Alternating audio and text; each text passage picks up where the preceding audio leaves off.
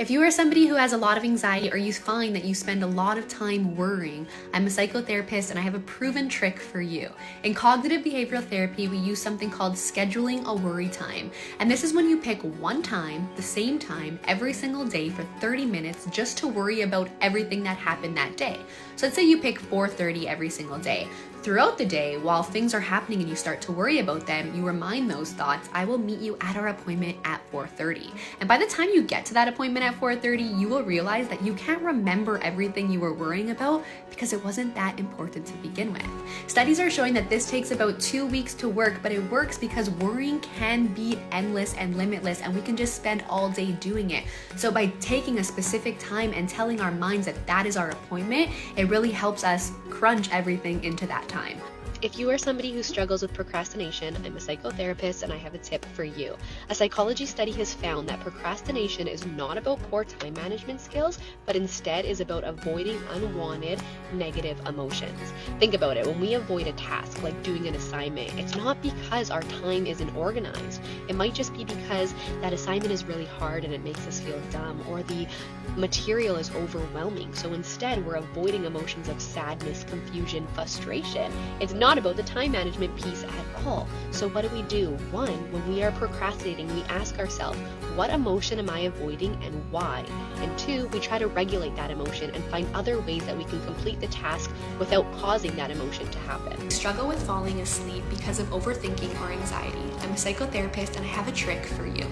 Sleep doctors have found that one of the reasons this is happening is because of something called classical conditioning, which is when our brain unconsciously associates two unrelated things together over time. An example would be if you have a dog, and every time your dog hears the leash, it gets really excited because it thinks that it's time for a walk. When you first got that dog, it would never have associated the two things together because it didn't know the connection, but now it does.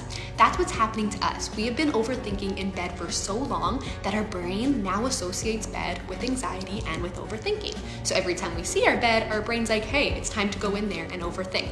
So what do? One, we need to put an end to the pattern. Every time you are in bed and you are overthinking, I want you to get up, go to another room, and give yourself some time to overthink there.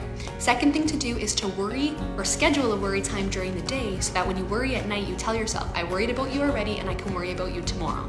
If you struggle with body image, I'm a therapist and I have another proven trick to help you. Every time you find yourself upset or really down about a specific part on your body, I want you to ask yourself the simple question, what has that body part done for me? If you're looking in the mirror and you're mad at your stomach for being too big or round, mad at your legs for being too thick, I want you to ask, what have they done for me and how can I say thank you? Thank you to my stomach for telling me when I'm full, telling me when I'm hungry, telling me when something's wrong and I should go to the doctor. Thank you to my legs for bringing me to point A to point B or helping me in a sport that I absolutely love.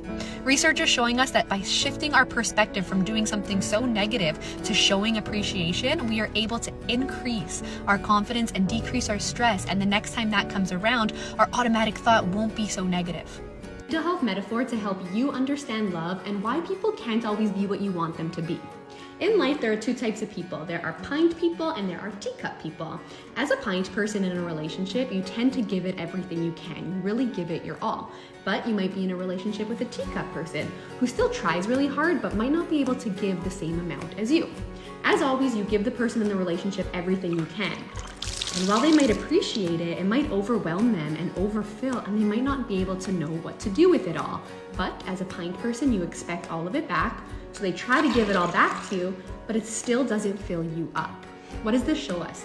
This shows us that there's different levels, and even though our expectations of somebody might be really high, they might not be able to physically, mentally, or emotionally fill those expectations. So we need to ask ourselves whether we're in a relationship or a friendship. Are we able to recognize and accept that person's level, or do we need to find somebody at the same level as us?